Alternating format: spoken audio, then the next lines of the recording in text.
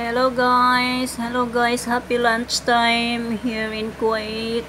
Our chicken grilled with yogurt and vegetable is already cooked. See, look how nice. Yeah, this is cooked already more than 45 minutes because the chicken's very big. Yeah, this is 90 grams. Yeah, now it's already cooked.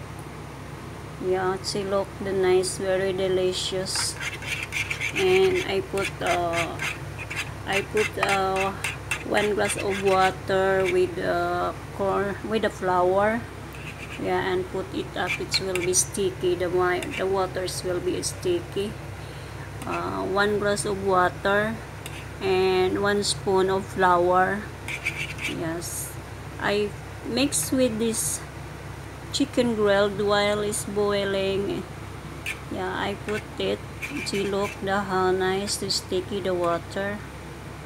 Yeah, 1 glass of water and 1 spoon of flour.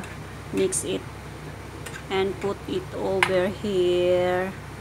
Yes, so that the water will be sticky. Okay guys, don't worry, we will enjoy to eat this today. Okay, see guys, how nice. You can try this in our home or especially in working in the house. Yeah, sorry my English, I'm just trying my best. Thank you for watching. Have a nice day. Paki-subscribe naman din. Subscribe please. Bye bye.